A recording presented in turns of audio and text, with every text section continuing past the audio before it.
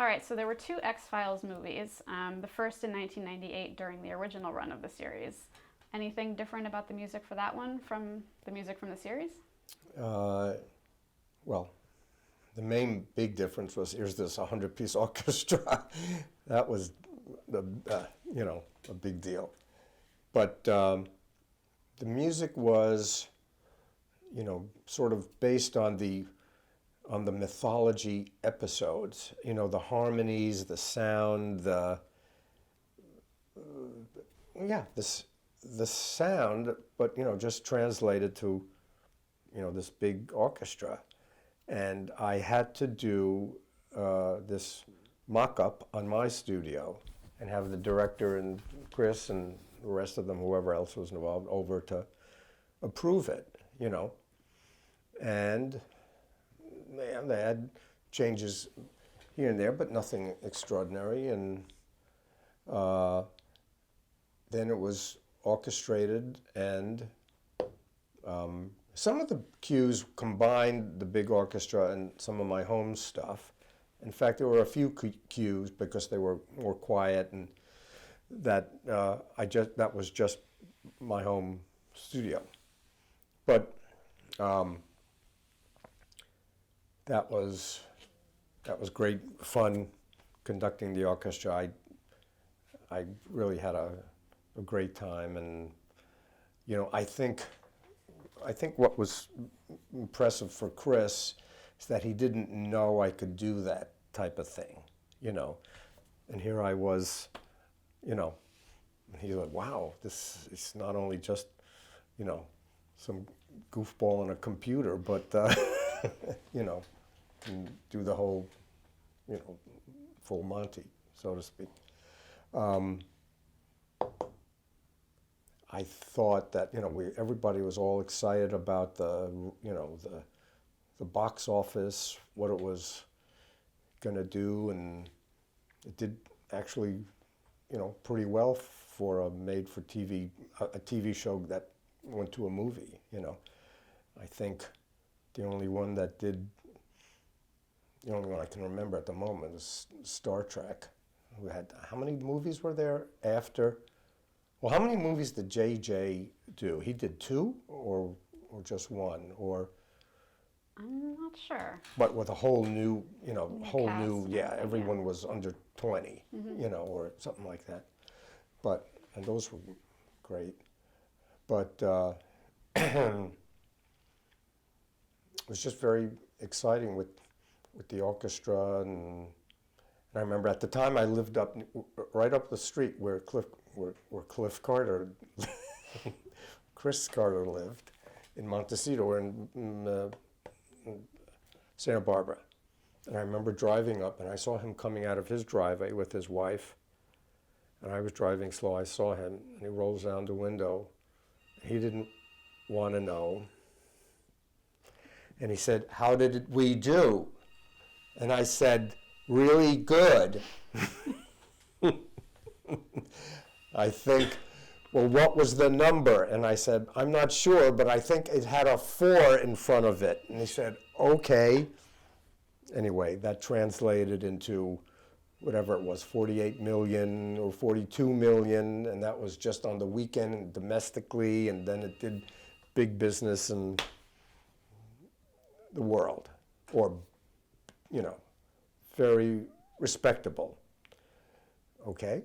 And at the time, and this was really, really, really hard for all of us, because his other shows were cooking in at that time, Millennium and Lone Gunman and Harsh Realm, and the X-Files last year or two, or whenever it was, and then the movie, so we were all like, holy cow, we were really working overtime, and somehow it got done. But I had this image of him. I don't know if you remember the Letterman show? At the beginning of each show, and they say, "And David Letterman," whatever, right? And you see him run across the stage in the background. I don't know what, maybe to get all revved up for the thing. I don't know. But I remember walking around Fox between the session dates for the score, and seeing him run across from one place to the next and run to the next and run to the next. And I knew exactly what he was doing. He was involved in all his productions. And I don't know how they all, worked out. It was amazing. Because then we cut to the second movie, which the first movie was directed by Rob Bowman, who was one of the directors of some of the best episodes. And he's a really great director. He needs a lot of therapy and a lot of help in his personal. No, but he's a ultra talented guy. In fact, when we were doing the score, when he would come over to the mock-up and he had his doubts that I could do it, with the big orchestra, and I'd play something, and he said, "What do you call that? What do you think you're doing? And he wasn't being completely serious, and I used that line with him going forward. But after we did the score, and he said, "Wow, you really came through. That was great." And then cut to a few years later, I just call him up for some reason, and it wasn't because he was producing some shows, other TV shows, maybe Castle or something else, and he gets on the phone and said, "Hi," and I said, "Hey, how's it going?" "It's fine. Look, what's up?" And I said, "Nothing. I just want to." "All right, look, I got to go." Bang. Okay. And I began to I came up with this phrase that has worked well with me. I didn't know how well it worked in the beginning of my career, but I know how well it did work in retrospect, which is, all I've ever wanted in my life was the love and respect from the people I hate. And man, does that translate into a global property. I tell that to my writer friends, my composer friends. "Yes, me too." And I said, if you're lucky like me, when you're a certain age and your career is, nicely taken care of and you're going off into the happy sunset, just no, you don't have to worry about that anymore. Okay, so where are we? Back to the second movie now? Yeah, second movie. All right, so second movie, so Chris wrote it, I think with Frank Spotnitz, and he directed it. And it was some weird shit in there. I mean, God, what was it? Cutting off the head of the guy who's dying, the two partners, but he wants to preserve. Oh, fuck. It was just totally out there. And we would always, ask Chris, "What's the deal here? I mean, who's who?" And he would always have the same answer. "Exactly." "What does that mean?" "That's my answer." Okay. Anyway, I recorded that with orchestra and actually a lot of electronic add-ons to that. And it was recorded by this guy named Meyerson, Alan Meyerson, who was the recording engineer for Hans Zimmer. And it was recorded at Fox, and then we mixed it and did add-on stuff with some vocals and other things at Hans's studio down the street here on 11th Street in Colorado. He has a big office space, huge industrial building that looks like a dump on the outside, and inside's like a James Bond, tricked out music place. So that was a fun experience, and I did get I got my wife to come in and do a whistle at the very end of that score, and that was fun. And I do remember Chris he was just exhausted from all of this stuff. And you could look at him and he was just like a walking zombie, because he had done a movie that he had invested in himself. Do you know about this by any chance? Wow, I think it was called Fence Walker, and somewhat autobiographical. And, you know, he bankrolled the whole thing and said, I'd love you to, you know, watch this, and I'd love you to do it. So it was the day of the screening of the second movie somewhere in Hollywood, and we went to his place, one of his houses in Malibu, where he had a whole part of the house set up with editorial stuff. And he said, there was assistant director and co-producer and the editors and, you know, about 8 people. And he said, okay, I'm going out for coffee and I want you guys to watch this. And when I come back, we'll discuss it.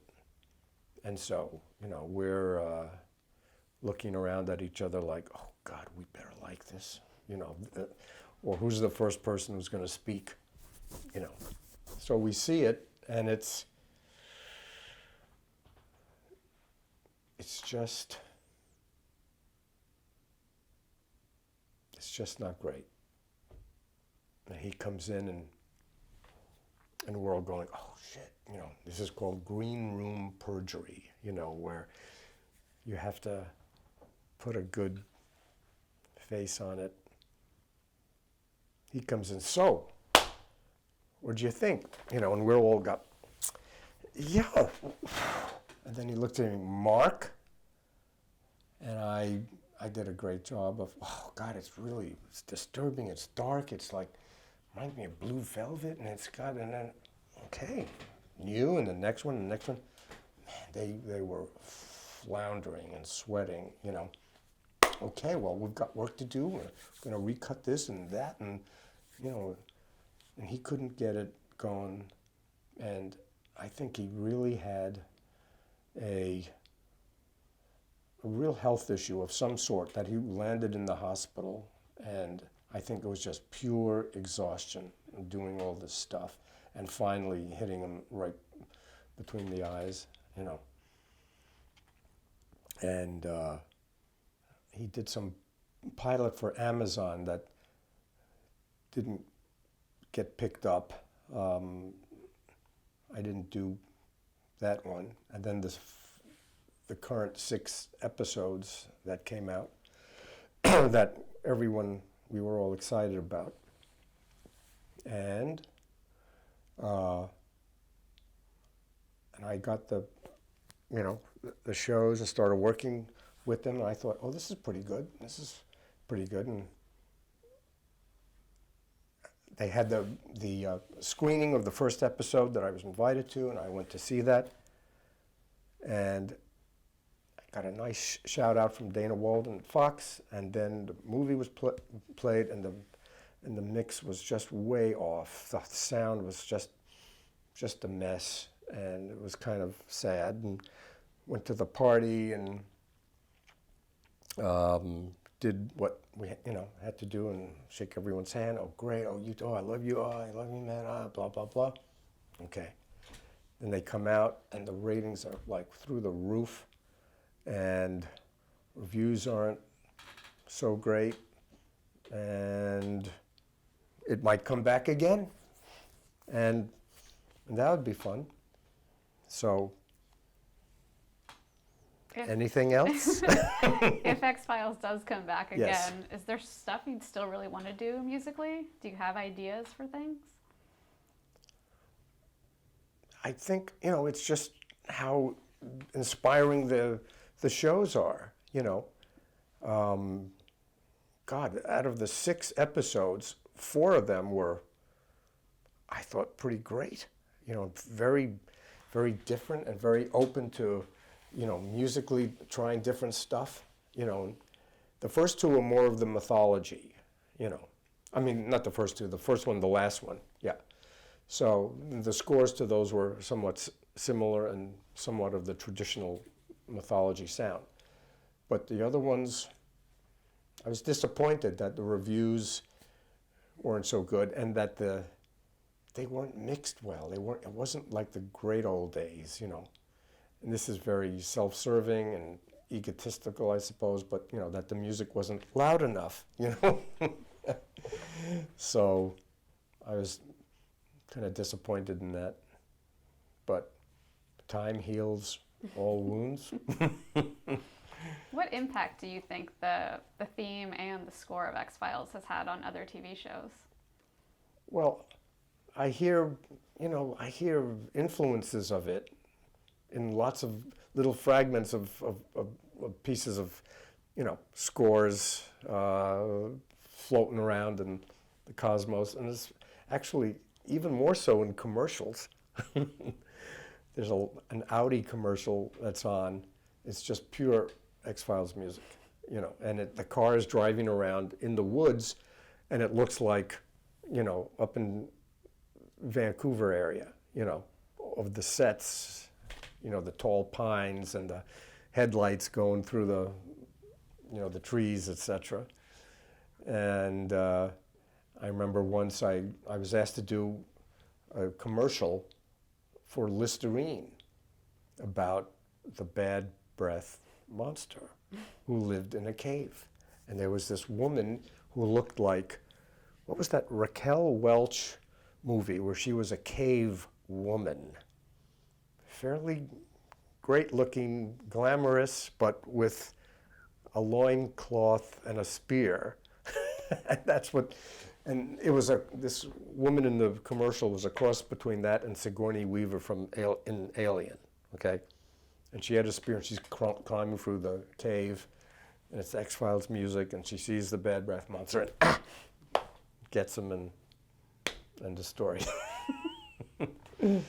So what has X-Files meant to you personally and professionally?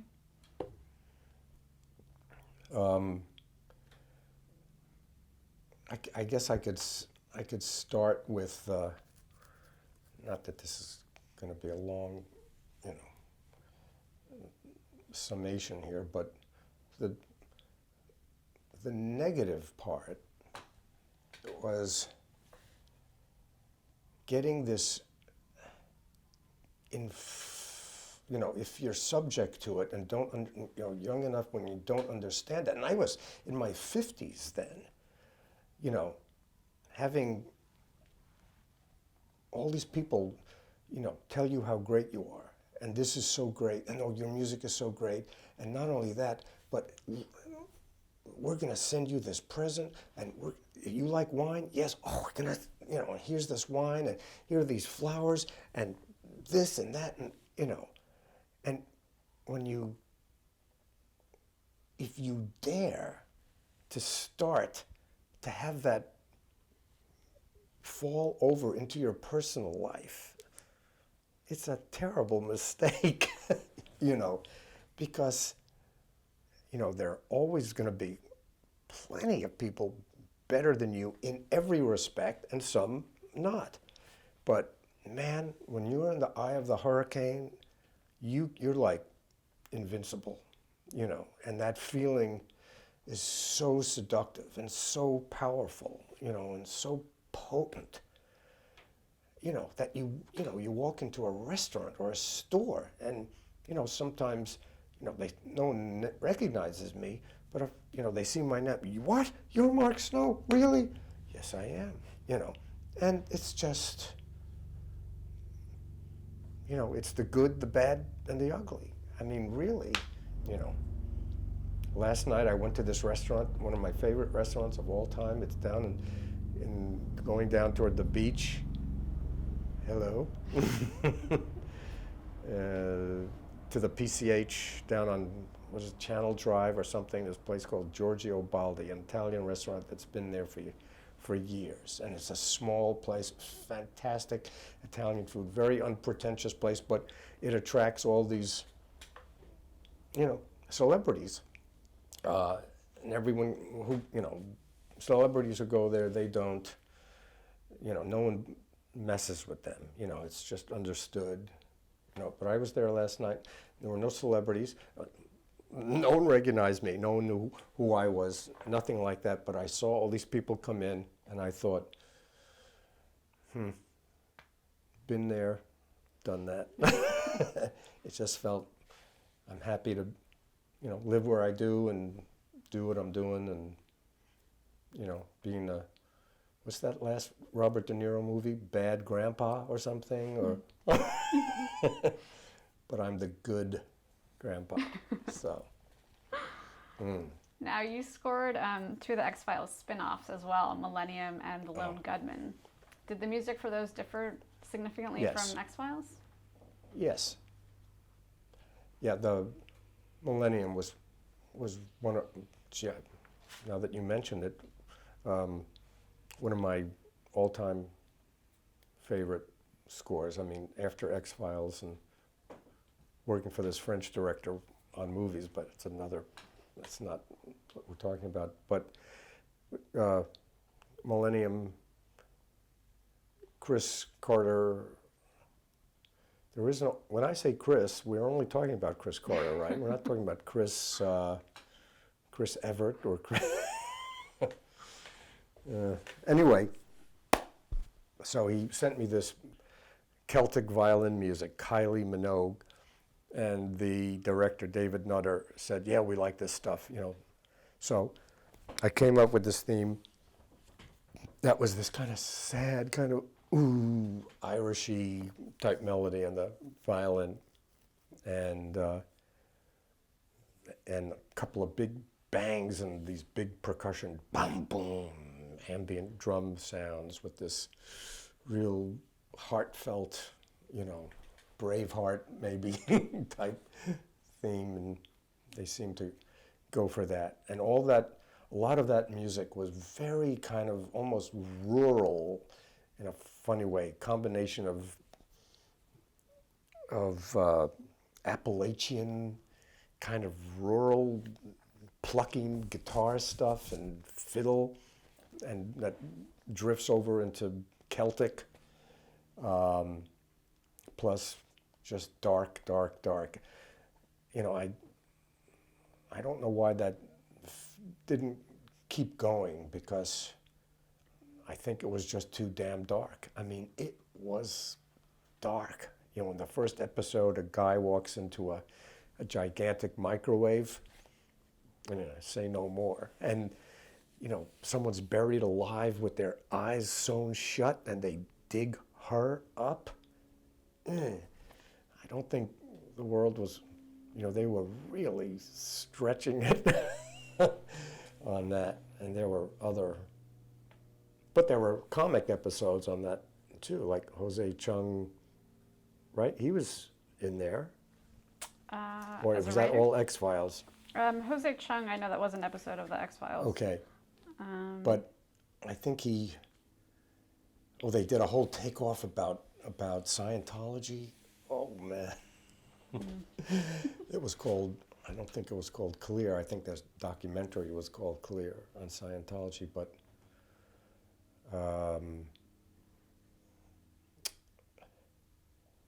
that was, Harsh Realm was a little more, couldn't quite get a handle on that. You didn't know, I had difficulty trying to make a musical statement about it, except the theme. I took some sound bites from a Mussolini speech that was all, had some electronic effect on it. So, like that, combined it into a dark kind of heavy rhythm beat. And then there was Lone Gunmen, which was the Star Spangled Banner. Yeah. They said, you know, that Jimi Hendrix, when he does the Star Spangled Banner, you know, can you do that? Okay. So sort of did that, and then into this kind of, you know, cutesy Austin Powers spy thing with guitar. You know, That was the theme for Yeah. Logoman. right. And those guys were great. And So let's talk about some of your non-X-Files related work. You were the primary composer for Smallville for the first 6 seasons. yes. Tell us a little bit about scoring that show. Well, the easy part was that they took John Williams' music to, for the pilot, and they said, well, you can do this. I said, well, you know, yes, I can. If I get a month to do every episode with a 100-piece orchestra, sure. You know. His Superman music? Yeah, right.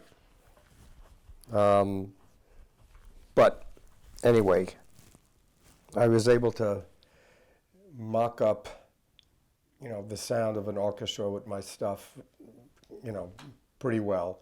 And I also, you know, got some help from someone, another composer who was just a genius at doing that kind of stuff, where on a home studio can make it sound like a big orchestra. You know, and I told the producers before I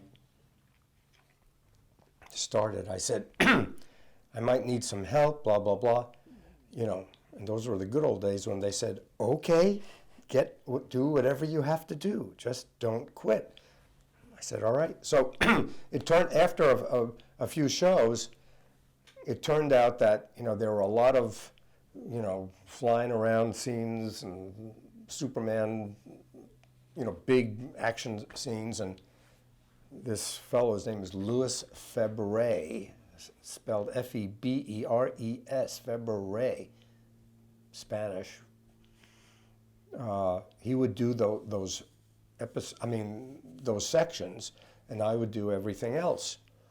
And then after 6 years, they cut the budget like in half, and I thought, and it was just getting to be too much with the other stuff I was doing, and I said, oh, I don't know.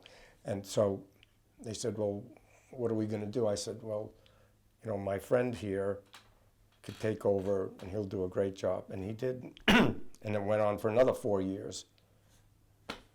And you were also, I guess at that time, 2005, involved with The Ghost Whisperer. Right.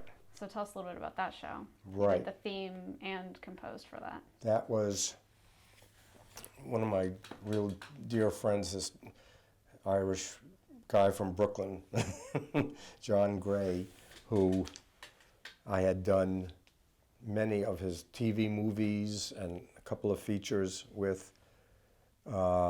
He created this show. It was a good idea, and he hooked up with these two, this couple producers, and Ian Sanders and Kim Moses. And that was tricky with the theme, and it was the same thing as X-Files, you know, except, you know, that theme didn't have the it wasn't an X-Files type impact, but eventually it got to be what they wanted, and it was a ton of music in that show. And I said, guys, please, this is unnecessary. No, Les Moonves, you know, CBS, they want this, they just want music. I said, yeah, but it's just distracting. It's not getting in, you know, it's not helping. It's getting in the way, you know. No, you got to do it. All right. So there were some really great episodes that were inspiring to do big kind of choral sounding pieces, and not live, but, you know, all in the home studio. And I was able to do half of a year. I had a studio here over on Pico near Barrington or Bundy, something like that, in a little industrial building great Subway place to go for lunch, and a good pizza place. Yeah. And also a gentleman's club where I didn't have to, I haven't been in there. It was right around the corner. You didn't have to cross the street. It was called Plan B, and it wasn't Brad Pitt's company, Plan B. It was, never mind. So I would spend half the year here. I had a place at that time in Venice. I'd go to the studio, that's nice. And then when the weather was better back east, I'd go up there and I had a studio in Connecticut. And they were nice enough to let me do that. And Smallville too. And I moved to Connecticut and I said, I moved, we don't care, can you do it? Yeah. How, can you send it and do it? Yes. Okay, shut up, do it, that's fine. So, just a lot, between those two shows, that was like, I needed a nap, every day, almost, so. If you would get notes back from director, producer, network, did they just call you and you just, fiddle with it a little, send it right back, or what's kind of the process there? The process is sometimes the network would, the network, when they see the shows, they see it with temp music. They don't see it with my final music in it. In fact, they rarely watch the shows after they're mixed in the final mix. But the editors put in temp music enough that suggests what it's going to be, and then the network will hear that, and they rarely say anything. Sometimes they say, "Oh, we just want to make sure that when this happens, the music does X, Y, and Z, whatever." Okay, good. But the notes come from the producers. So when I'm here, I go and I sit with them. This was out at Universal, and they'll say, "Oh, that's good, that's good. Oh, no, maybe you could you?" And when I'm up in Connecticut, I would send it, and then they'd send notes, and it never. It's always the same kind of routine. If I'm there in person, not many comments, when I'm not there, oh, wait a minute. And then everyone's trying to be a big shot and show off. So, well, no, wait a minute. I think this, don't you think this means, so-and-so? And calm down, it's all right, Then since 2010, you've been composing for Blue Bloods. How'd you get involved with that show? It's a great story how I got involved with it, actually, because that show is produced by Leonard Goldberg, and he was the first person I ever worked for, 1975 or whatever it was. So there was this show. It was all shot in New York with Tom Selleck, and they were having problems with the composer. And Leonard found out that I was living in the East, and he called the agent and he said, "Can he do this? Do you think he'd want to do this? Come to New York?" And she said, "I think so." And he said, "Okay, what's his number?" And he called me up and he said, "Hey, it's good old Leonard. How would you feel about coming in on this?" And I said, "Okay, that sounds good." And I did. And it was a little difficult at first because the line producers are a couple who were the writers, amongst other things, for The Sopranos. Now on The Sopranos, there wasn't any underscore music. It was only songs, So they didn't have great experience with underscore, and they felt very uncomfortable when there was music under dialogue. And we'd sit and go through the thing, and they said, "Okay, take it out here." I said, "Well, why?" "Because there's dialogue. We've got to hear the dialogue." I said, "Yeah, but the music is sculpted around the dialogue." No, take it out.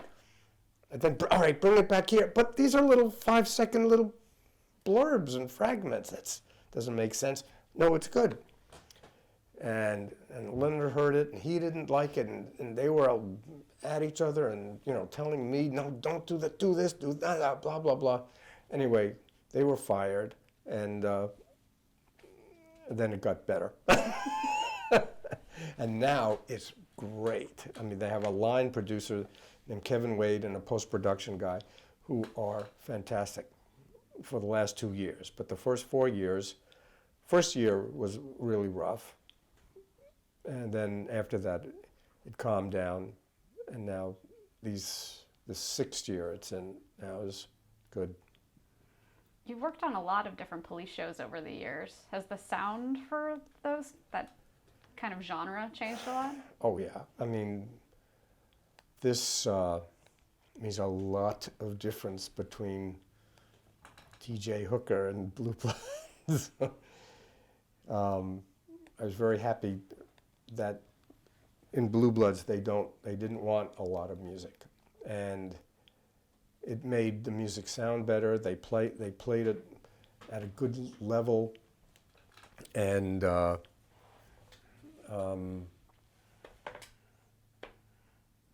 was a kind of discreetness about it, even though it was a cop show. But there was it's a huge show. It's a big popular show, but it's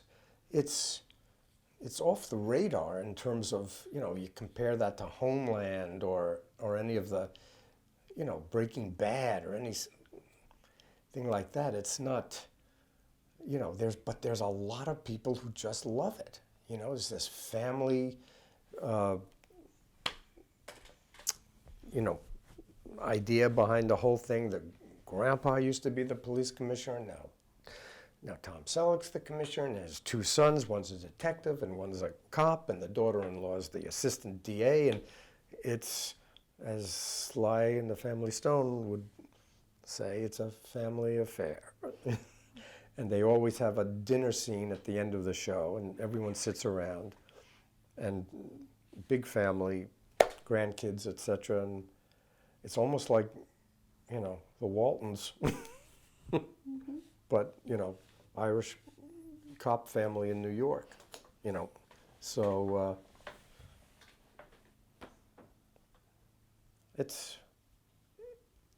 I'm happy to say it's been pleasurable and uneventful in the good sense, So let's talk a little bit more about kind of the craft of composing.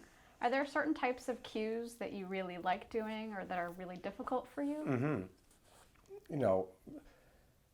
The things that are slower, that have less notes, well, sign me up. The big ass chase cues that are, have a lot of notes. I mean, those are challenging. I guess it depends on how long those scenes are, but I really like the kind of the more moody, evocative things where the big kind of traditional action music, it's not all that. That tends to be, more generic. In the James Bond movies, for example, the last few were scored by Thomas Newman, and what he's known for is magnificent string, moody melodies and evocative, kind of slow, wonderful harmonies, that are very recognizable to him, his sound. And the idea of him doing, a big action movie with, gangbuster chase cues all over the place, that's not something he's particularly known for. And he did it, and he did a great job. But if you take that and you take, let's say, music from, the new TV version of Hawaii Five-0, and there's a lot of action music in that, and you compare them, they're sort of interchangeable in a way. And a lot of the action movie music that is on the TV shows they're kind of interchangeable. there's not much real room. You just have to be fast and loud and have a lot of notes. The other world, there's much more room to be, different, and I think, have some personality, Is there a sound that you think you're known for, a Mark Snow style? Before the X-Files, it depended on, I did a ton of TV movies before the X-Files, and it just depended on what those were about.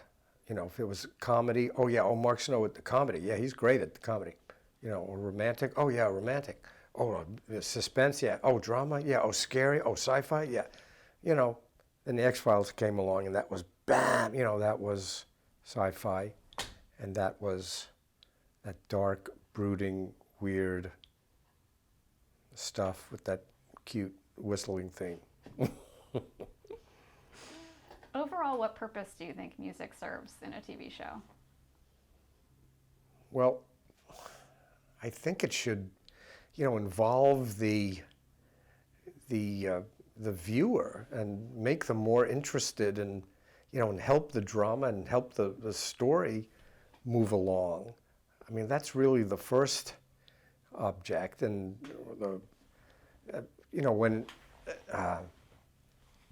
when the music is, either too much or too loud, and when it starts, you start thinking of, not thinking about what you should be thinking, not concentrating on the story, and the drama, and, sometimes when you're aware of the music, that's bad, because it should be more subliminal.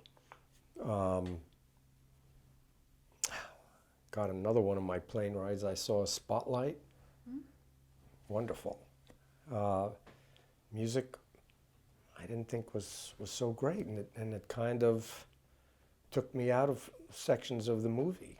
I won't say who or what it was, but it was a piano score, and it just was kind of flat. But it wasn't loud. It wasn't big bashing stuff. It just didn't seem to do it.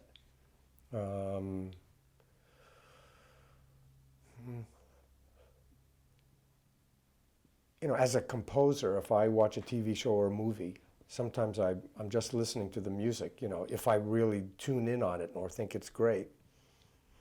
And that makes sense, and I'm always surprised, my wife, who's fantastic ear about these things, when I think, oh, wasn't that music great? She said, no, it was fine, really?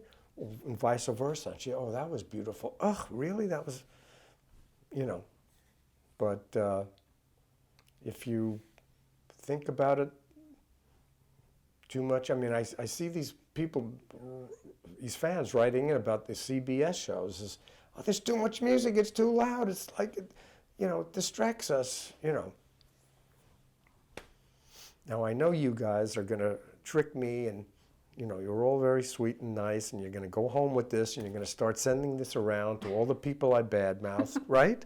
Not at all. If I hear of anything like that. Promise. All right.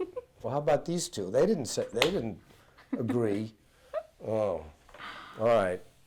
Are there some other TV shows on now with scores that you really like? Yes, Homeland.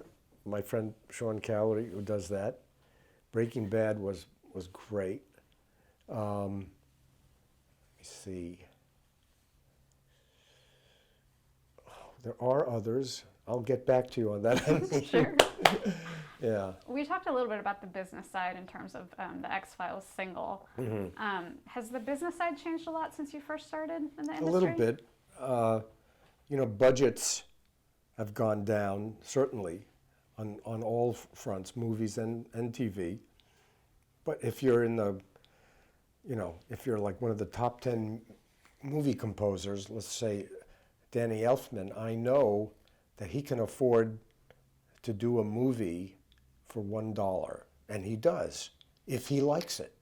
If he doesn't, he'll get his full fee, So that's good for him. But the rest of the people who need to pay the bills, you know. It just seems as if it seems more difficult to get into it now than it was for me, because the competition is just so enormous, you know, and everyone has a keyboard at home. I mean, everyone. And these young guys coming up are so brilliant at figuring out all this technical stuff. And if you can be a good musician and composer on top of it, wow, you know, that's the combination. That's what my buddy Sean Callery can do. He went to the New England Conservatory and was a pianist, but he also worked for a computer company and a music computer company. So he is the perfect combination of a composer and a technician in a way. So what advice would you give to someone who aspires to be a television composer? it's, you know, every year at NYU in New York, I'm part of a workshop, and they get people, young composers from all over the world, really, come into this thing, and they write some music, and eventually it's played by this orchestra that the Musicians Union donates to NYU, and then the three of us judge these pieces. It's almost like American Idol. You know, what do you think? Well, you know, it's horrible, it's great, oh, it's whatever.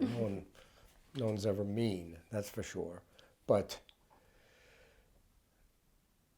it's really remarkable. Let's say out of 30 or 50, you know, applicants, there's always 2 who are like already completely there, you know. And then how do they get known? How do they get that first job? And how does that first job lead to the second, et cetera, et cetera?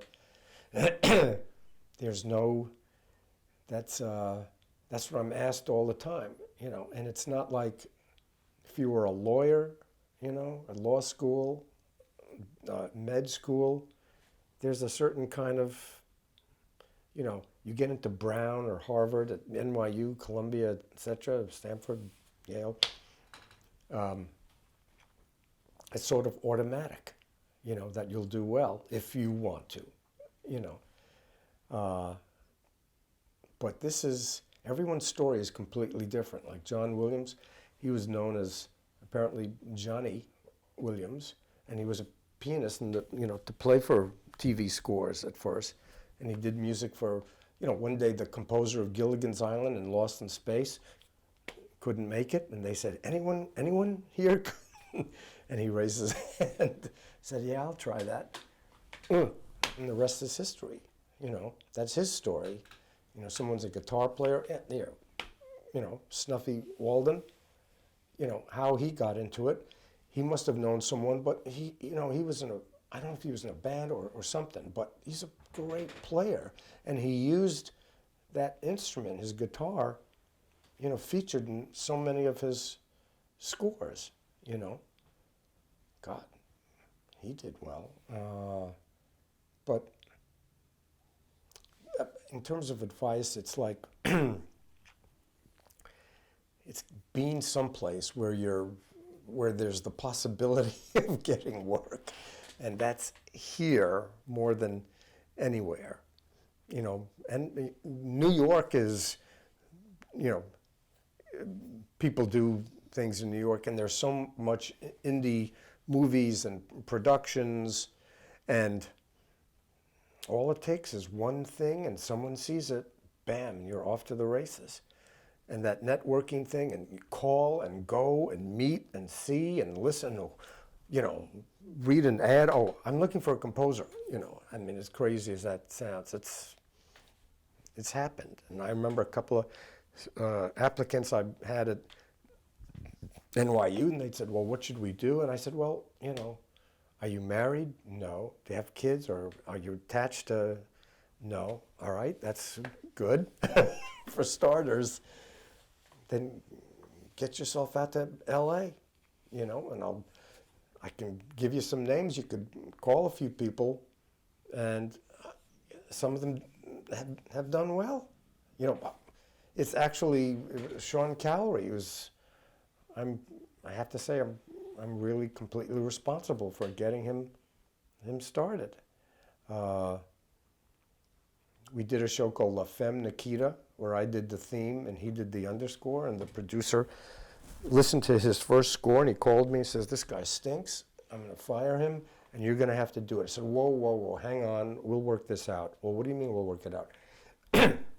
We'll work it out. He'll come to my place, he'll play me the music, he'll play me what he's done, and I'll and tell him what's good about it and bad. He said, all right, just give him one more chance. He comes over and he just overwrote like crazy. I said, just take that out. This, that, out. All right, but I'm not giving them their money's worth. No, that's not the point. You don't get it. Anyway, producer liked it and went on to do 24, Homeland, and he's doing just fine. But it's chance meetings, and it's so much luck involved. It's about being ready for the lucky moment, you know. There's some kind of phrase about preparation and luck. Mm-hmm. You know, one doesn't go without the other. So it sounds like you've mentored some people. Do you consider anyone your mentor? Well, as I said earlier in this interview, the Earl Hagen certainly was a big influence on me. Well, but he was an actual live composer person that I worked with and I studied with. But I think there was one score in particular that Jerry Goldsmith did for the Planet of the Apes, which I said, wow, they let you do that music in Hollywood? That's amazing. Because it was really very modern and avant-garde, experimental, and all kinds of crazy sounds and new instruments, etc. That was incredibly inspiring, although I never got to meet him. You know,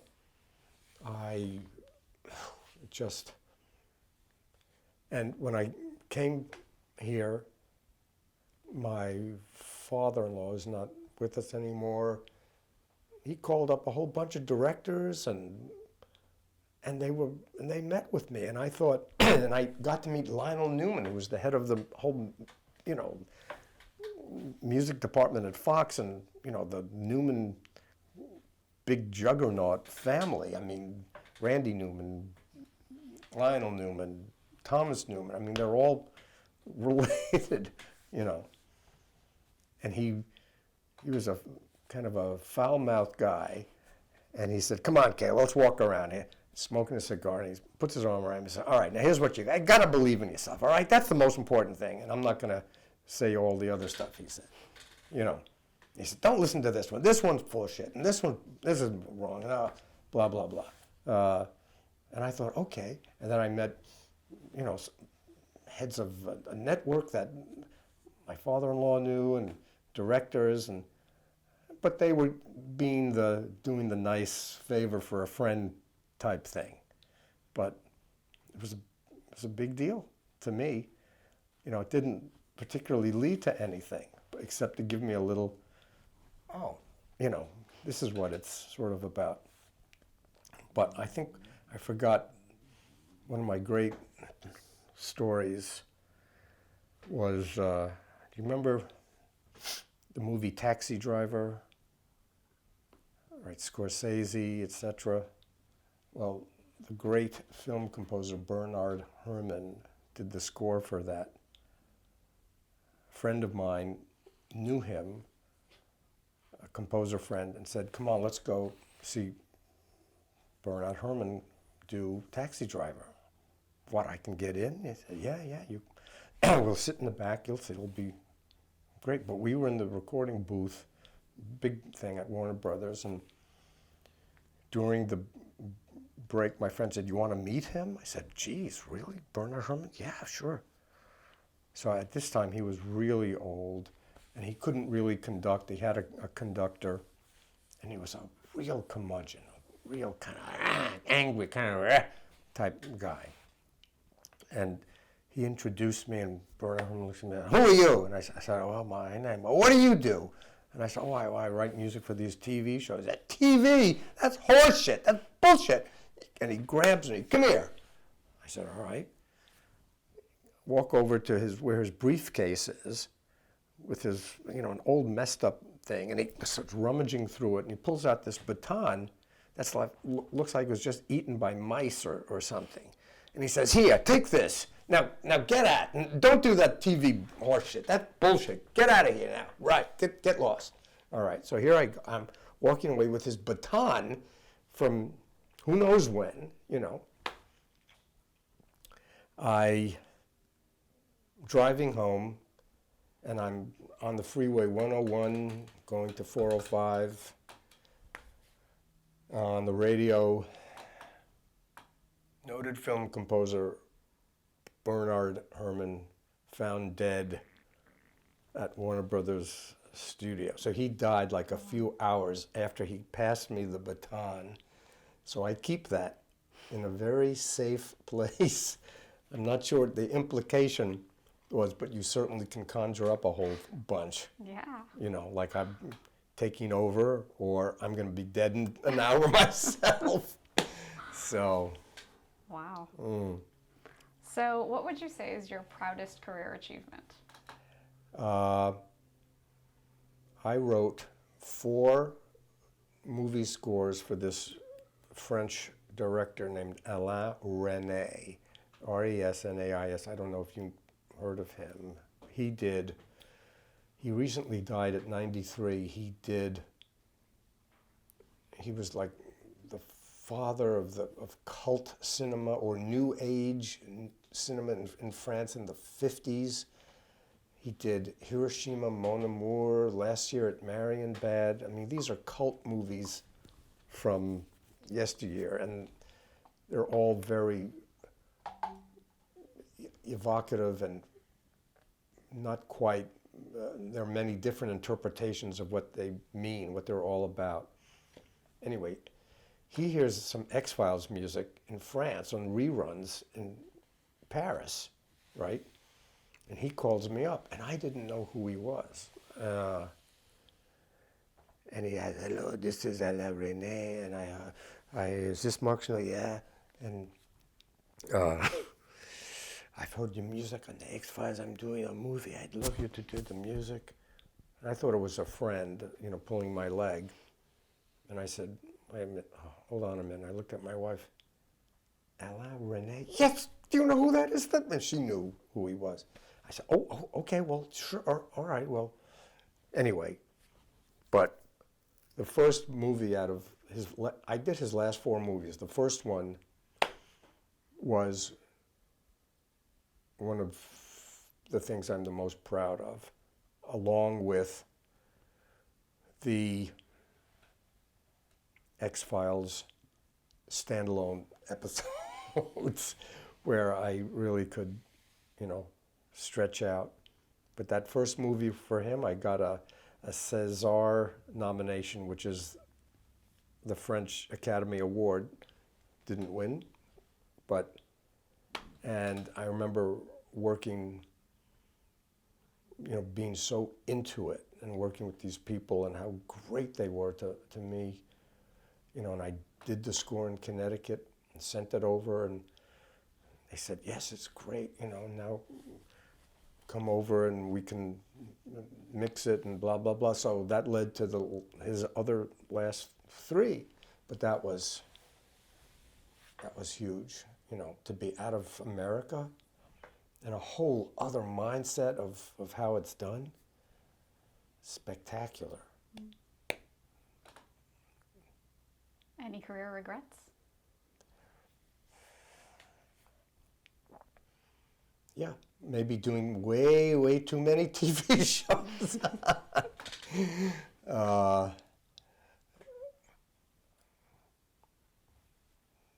yeah, wishing I,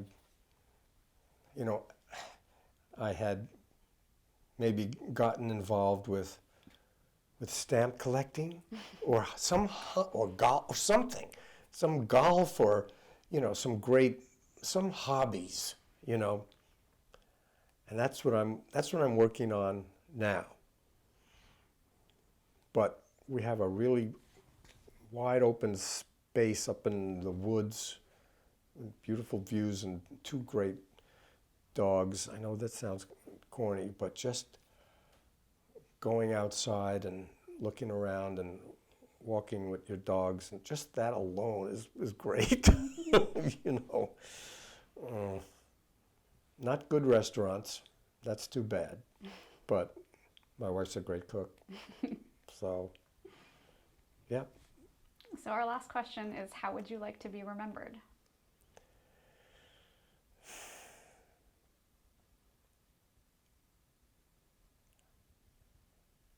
I think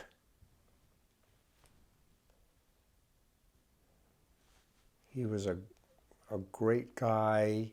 He tried to help people. He was a little eccentric and had some, an oddball sense of humor. But there was a part of him that was a really accomplished musician and composer, even though they did some so-so TV shows. That's pretty much it. Thank you so much for sitting down with us today, Mark. Thank you.